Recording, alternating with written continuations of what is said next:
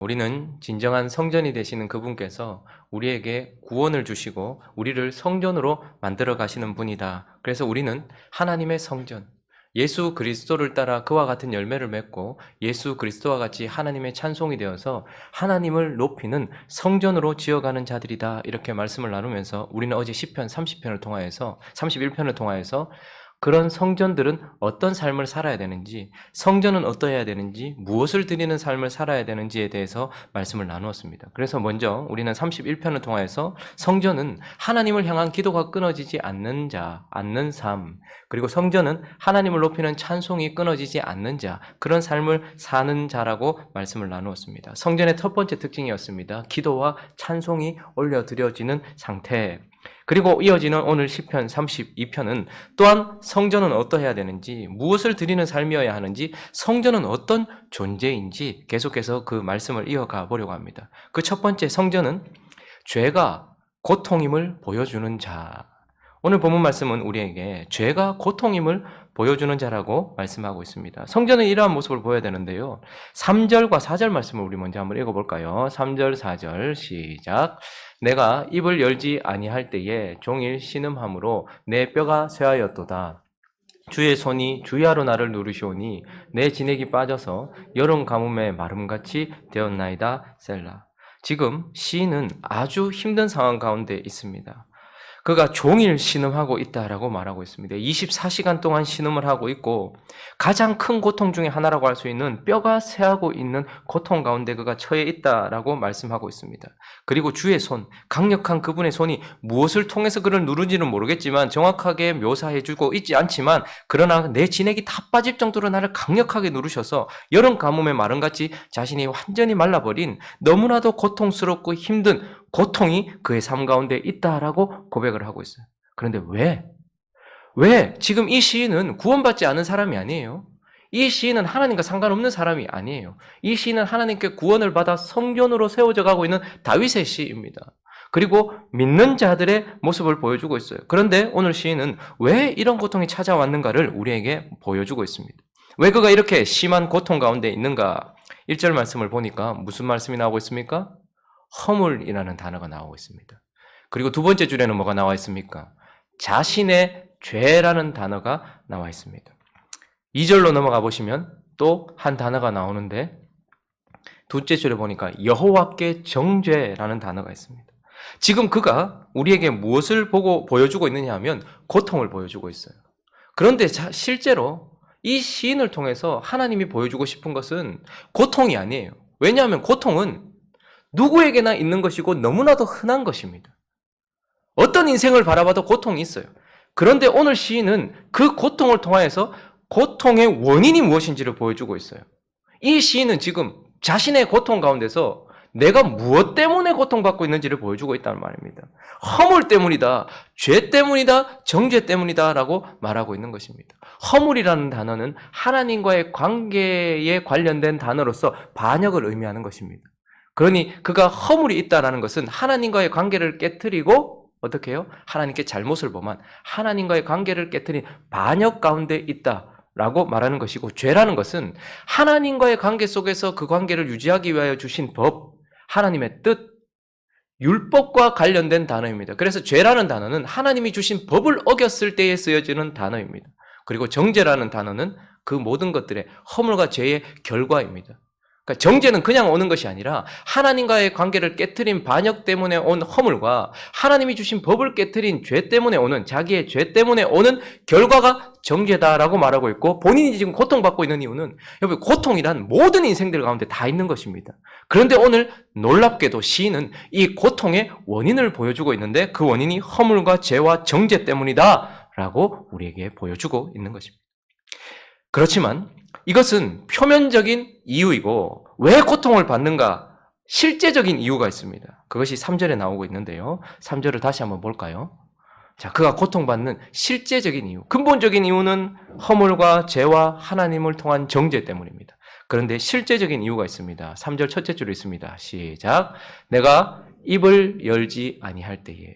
그가 지금 고통받고 있는 이유는 허물과 죄와 정죄 때문이지만 진짜 고통받고 있는 실제적인 이유는 그가 입을 열지 않았기 때문이라고 말합니다. 무슨 말입니까? 숨겼다 이 말입니다. 가렸다 이 말입니다. 또 입을 열지 않았다는 것은 그것을 계속 품고 있었다 이 말입니다. 그것을 가지고 있다 이 말입니다. 그래서 우리 인생이 고통으로 가득 차다. 그런데 고통에 대한 원인을 세상에서는 참 많이 펼쳐내고 있지만 오늘 32편에 성전된 시인을 통하여서 성전된 그리스도인을 통하여서 보여지는 것은 그 고통의 원인이 허물과 죄와 정죄 때문이고 그것에 대하여서 그 죄에 대하여 허물에 대하여서 하나님께 숨기고 있으며 그것을 그대로 가지고 있기 때문이라고 죄가 고통의 원인이라는 것을 보여주는 인생, 그것이 바로 성전된 삶이다라고 우리에게 먼저 가르쳐주고 있는 것입니다. 그리고 성전된 삶은 어떠한 존재인가? 어떠한 삶으로 살아가야 하는가? 두 번째는요, 회개에는 반드시 용서가 있음을 보여주는 자다라고 우리에게 가르쳐주고 있습니다. 자, 성전은 또 어떤 자인가? 회개하는 인생에는 회개하는 입술과 회개하는 영혼에게는 반드시 용서가 있음을 보여주는 것이다. 5절 말씀 읽어보겠습니다. 5절 시작. 내가 이르기를 내 허물을 여호와께 자복하리라 하고 주께 내 죄를 아뢰고 내 죄악을 숨기지 아니하였더니 곧 주께서 내 죄악을 사하셨나이다. 셀라. 정말로 중요한 교훈은 고통이 죄라는 것 때문에 찾아왔다는 것이지만 그러나 진짜 보여줘야 될 것은 무엇이냐면 그럼에도 우리가 이 허물을 여호와께 자복하고 내 죄를 하나님께 아뢰어 내 죄악을 숨기지 아니하고 하나님께 실토하고 하나님께 회개하고 하나님께 쏟아부으면 주께서 어떻게 하신다고요? 셋째 줄에 사하셨다. 뭐를? 내 죄악을. 그러나 더 중요한 단어는 맨 앞에 나옵니다. 셋째 줄 맨 앞에 뭐라고 나옵니까? 죄악을 사하셨죠. 그 맨 앞에. 곧. 내가 실토하는 순간, 내가 회개하는 순간, 곧이라는 단어를 빼고 해도 될 텐데, 내가 하나님께 내 죄를 아뢰고 숨기지 아니하고 자복했더니, 주께서 내 죄악을 사하셨다라고 말하지 않고, 곧 주께서 내 죄악을 사하셨다라고 말하면서, 정말 보여주고 싶은 것은 무엇입니까? 우리는 허물지고 죄된 존재다. 그래서 하나님 정죄 아래에 있다. 그러나, 우리가 하나님께 죄를 사함을 위하여 회개를 하면 주께서는 곧 용서해 주신다는 것, 이것을 우리가 보여주는 인생. 그래서 죄 가운데 있는 인생, 그러나 사함을 받는 인생이 될 수 있다는 것을 소망, 복음을 보여주는 인생이라는 것입니다. 그러나 우리가 순서를 잊어버리면 안 됩니다. 제가 첫 번째 대지를 죄가 고통임을 보여주는 것이라고 했어요. 그러니까 먼저 우리가 고통 가운데 있다는 것과 그 원인이 죄라는 것을 먼저 드러낸 이후에 그 이후에 뭐죠? 그러나 용서함이 있다는 것을 드러내는 복음이 가는 것입니다. 우리는 순서를 바꾸기도 하고 1번을 생략하기도 합니다. 그래서 그냥 인생들에게 찾아가서 하나님께 나아가야 된다. 용서해 주신다. 그런데 너희 죄가 고통의 원인이라는 것을 말하지 않고 너희가 죄인이라는 것을 말하지 않는다면 이 2번 대지는 아무 소용이 없는 거예요. 그러나 성전된 자는 죄가 고통임을 보여주면서 그리고 뭐죠? 회개에는 용서가 있음을 보여주는 자다라고 우리에게 말씀하고 있습니다. 자, 그리고 성전된 자의 삶, 그 성전된 사람은 어떤 존재인가? 세 번째는 용서에 행복이 있음을 보여주는 자입니다. 고통에서 용서가 오고 용서에서 뭐가 있다는 거예요? 이제 드디어 행복이 있음을 보여주는 자다. 여러분, 우리가 시편 1편부터 시작하면서 시편 1편 누구나 다 대부분 암송하고 있는 시편입니다. 시편을 처음 시작할 때에 시편 1편과 2편은 시편 150편 전체의 서론이기도 하고 무슨 말을 하고 싶은가에 대한 던짐이기도 해요. 그래서 시편 1편을 시작할 때 뭐라고 말합니까? 복 있는 자는 이라고 말해요. 행복한 사람은 누가 행복한 사람인가에 대하여 말해주고 싶은 게 사실 시편입니다. 시편을 통하여서 어떤 사람이 행복한 사람인지, 그리고 행복한 사람은 어떠한 길을 걸어야지 행복한지, 그리고 어떻게 하면 행복해지는지를 가르쳐주기 위한 목적으로 시편이 사실은 기록되어 있어요. 그래서 여기 말하는 행복이란 하나님과의 관계 속에서 하나님 앞에 서게 되는 그 행복. 그래서 시편 1편과 2편 1절, 2절을 보시면 자, 읽어볼게요. 누가 행복한 사람인가를 보여주기 위하여 시편을 그 긴 150편을 시작하면서 먼저 선포되는 것은 행복한 사람이에요. 누가 행복한가? 자, 그런데 한번 읽어볼까요? 2절까지 시작. 복 있는 사람은, 자, 잠깐만요. 복 있는 사람이란 결국 행복자는 이런 뜻입니다. 시작. 악인들의 꾀를 따르지 아니하며 죄인들의 길에 서지 아니하며 오만한 자들의 자리에 앉지 아니하고 오직 여호와의 율법을 즐거워하여 그의 율법을 주야로 묵상하는도다. 누가 행복한 사람인가? 라고 말할 때에 1절에 보면 악인들의 꾀에 따르지 않고 죄인들의 길에 서지 않고 오만한 자의 자리에 앉지 않는다. 그러면 저것은 절해해야 된다라는 말이기도 하지만 저 단어들, 저기에 나오는 모든 단어들의 특징은 무엇이냐면 한 번도 죄에 물들지 않은 상태를 말하는 것입니다. 전혀 죄가 없는 상태를 말하는 거예요. 그러니까 누가 행복하냐? 행복자는 완전한 사람이 행복자다 이렇게 말해요. 2절을 가보시면 정말 우리를 힘들게 합니다. 여호와의 율법을 즐거워해. 여호와의 율법을 따르는 것도 힘든데 그 율법을 마음으로 즐거워하면서 그것이 나의 최고라고 여기는 그 마음 상태까지 돼야 되고 율법을 주야로 묵상한대요. 하루 종일 그 율법만 생각하는 마치 사랑에 빠진 남녀가 서로를 매일매일 생각하는 것처럼 그렇게 하고 있는 상태가 행복한 사람이고 그러해야 행복하다고 말해요. 그러니 누가 행복자인 것입니까? 죄에 한 번도 물든 적이 없고 하나님을 온전하게 사랑하고 있는 완전한 자가 행복하다라고 말하고 있는 거예요. 그래서 우리는 시편 1편을 결론 내면서 진짜 행복자는 누구라고요? 완전하신 누구? 예수 그리스도밖에 없다는 거예요. 그런데 이렇게 시작했던 시편이 드디어 시편 32편까지 와서 놀랍게도 똑같은 말을 시작하고 있어요. 시편 32편 1절에 오면 이제 또 누가 행복자인가를 가르쳐주고 있는데 1절, 2절을 읽어보겠습니다. 시작. 허물의 사함을 받고 자신의 죄가 가려진 자는 복이 있도다. 마음에 간사함이 없고 여호와께 정죄를 당하지 않은 자는 복이 있도다. 여기 복이 있도다, 복이 있도다 하는 것은 시편 1편 1절 2절에 나오는 복 있는 사람은 하고 똑같은 의미와 똑같은 단어입니다. 그러니 지금 시편은 놀랍게도 완전한 자가 복이 있다라고 시작을 해놓고 32편에 이르러서 또 다른 행복자가 있다는 거예요. 그런데 누가 행복하다라는 거예요? 그 완전한 궁극적 행복자이신 예수 그리스도를 통하여 허물의 사함을 받은 자도 행복한 자다 이렇게 말합니다. 그러니 불완전한 자는 그럼 어떻게 행복해질 수 있냐? 예수는 완전하시니까 행복한데 죄에 물들어 있고 허물진 우리 불완전한 자는 어떻게 행복할 수 있냐? 그런데 놀랍게도 이제 시편 32편에 도달해서 불완전한 자도 행복할 수 있다라고 말하면서 그 길이 무엇이라고 말합니까? 허물의 사함을 받은 자. 완전하신 그분에 의하여 허물의 사함을 받고 완전하신 그분의 피로 말미암아 자신의 죄가 가려진 자는 복이 있다. 이렇게 말해요. 그리고 그분 앞에 2절에는요. 2절 마음에 뭐가 없는 자? 간사함이 없는 이 말은 숨김이 없이 실토한 자 이런 뜻입니다. 그러니까 그 죄가 없는 자가 아니라 그 죄를 실토한 자. 죄가 없는 것이 아니라 내 속에서 비워내어서 하나님께 드리는 자. 그 자는 정죄를 당하지 않고 행복하다라고 말하면서 진정한 행복이 어디에 있다라는 거예요. 여호와께로부터 오는 죄 사함에 있다라는 것을 가르쳐주고 있는 거예요. 세상의 모든 사람은 예외 없이 행복을 원해요. 그래서 하나님은 시편 그 긴 150편 전체를 통해서 누가 행복한 자를 가르쳐주고 싶었겠죠. 그런데 세상은 참 그리고 교회마저도 행복의 이유를 다른 데서 찾습니다. 행복의 원인을 다른 데서 찾고 그 행복의 길을 다른 데서 찾아줘요. 그래서 어떤 사람은 물질이 많으면 행복하다라고 말하고 생각하고 삽니다. 내 지위가 높아지면 행복하다라고 생각을 합니다. 갈등이 사라지면 행복하다라고 생각해요. 몸이 건강하면 행복하다라고 생각해요. 자식이 잘 되면 행복하다라고 생각해요. 행복한 길은 참 많이 있지만 그것을 위하여서 열심히 노력해야 되고 그것을 위하여 나가야 된다고 말합니다. 그러나 성전된 우리는 무엇을 보여줘야 되는 것입니까? 진정한 행복은 우리가 쉽게 말하는 거죠. 부자, 돈이 많은 사람이 잘 사는 것도 아니고 행복한 거 아니다. 명예, 내 건강, 그리고 이 땅에서의 성공, 이런 것들이 행복이 아니라 진정한 행복은 어디에 있다는 거예요? 허물의 사함을 받고 자신의 죄가 가려진 하나님으로부터 정죄 아래 있었던 우리가 용서함을 받는 순간 우리 삶에 행복이 찾아온다라고 보여주는 인생. 그것이 바로 성전된 자의 삶이어야 되고 존재적 이유여야 한다라는 것입니다. 자, 그리고 마지막으로 정리하는 의미에서 성전은 어떤 존재인가? 하나님께서 그리스도를 통하여 세우시는 예수 그리스도, 진정한 성전이신 예수 그리스도를 통하여 세워지고 있는 성전은 어떤 존재이며 어떤 삶을 살아야 되는가? 마지막 네 번째는 바로 마스길이 되는 자다라고 말씀하고 있습니다.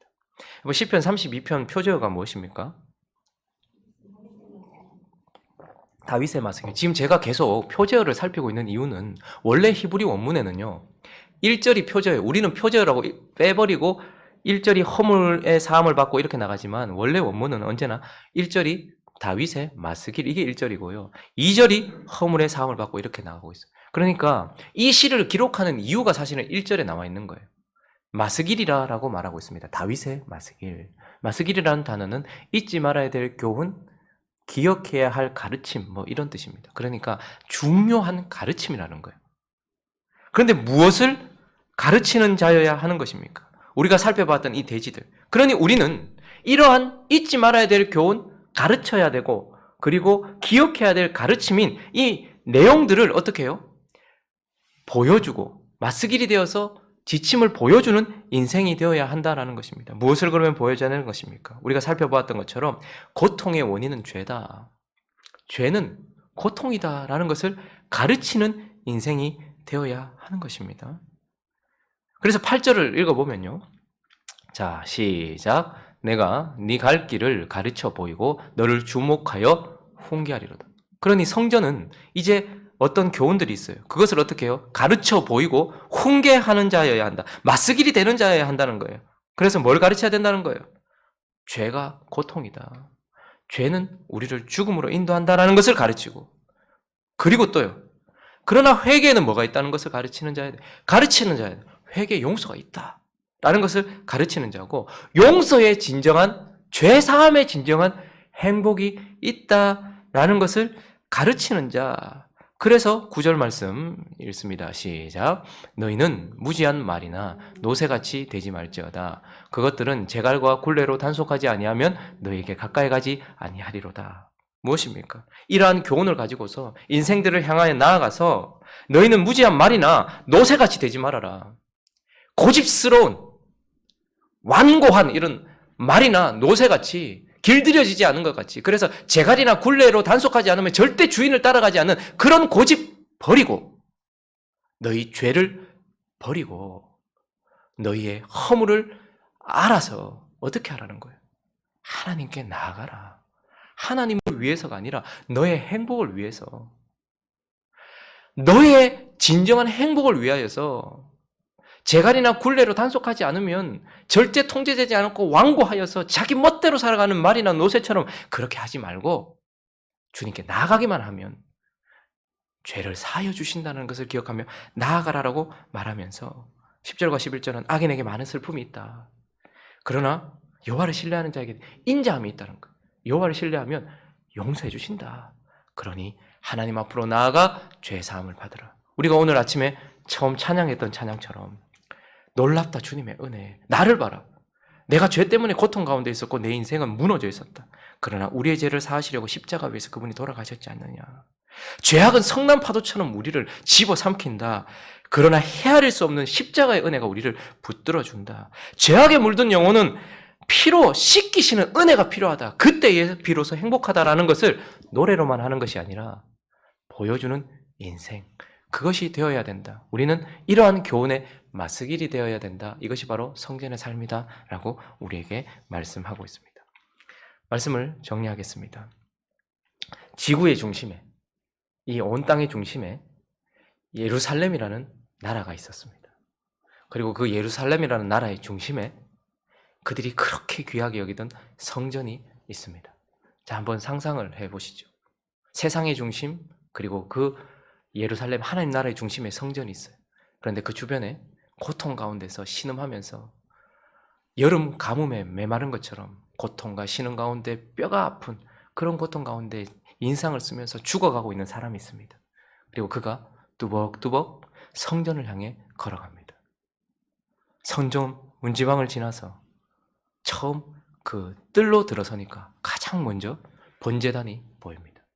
하나님 앞에 태워드리기 위하여서 그 제물을 태우는 번제단이 보여요. 죽음을 상징하는 번제단이 보여요. 고통과 아픔 가운데서 인상을 쓰며 들어갔던 그가 드디어 힘겹게 그의 입을 떼고서 대제사장에게 자기의 죄를 실토합니다. 그랬더니 준비된 어린 양에게 대제사장이 그 사람의 죄를 전가시키고 안수를 합니다. 그리고 그가 보는 앞에서 죽임을 당하고 피를 흘리고 그 피를 그 죄 가운데 고통받는 자에게 뿌립니다. 그리고 그것을 완전히 태우고 난 이후에 놀랍게도 그 대제사장에 의하여서 죄가 사함을 받았다라고, 곧 죄가 사함을 받았다라는 선포가 이어집니다. 그런데 그 놀라운 선포 가운데 더 놀라운 것은 죄 가운데 고통받던 그 영혼이 살아나고 그의 고통이 사라지고 그의 삶에 다시 행복을 찾아 성전을 나오고 있습니다.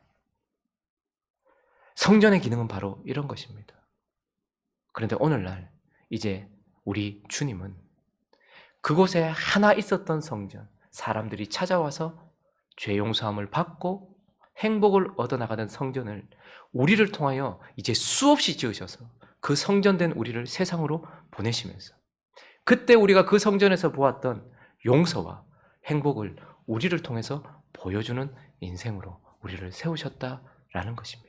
그러므로 저와 여러분이 단순히 구원을 받아 하나님의 자녀가 되었다라는 영광에서만 머물 것이 아니라 그 영광된 자녀를 성전으로 삼으셔서 그 옛날 그 거룩했고 그 영광스러웠던 성전과 같이 우리를 세상 속에 두셨다라는 것을 기억하면서 성전이 어떠한 삶을 살아야 되는지 말씀대로 나아가는 저와 여러분 되시기를 예수 그리스도 이름으로 축원합니다.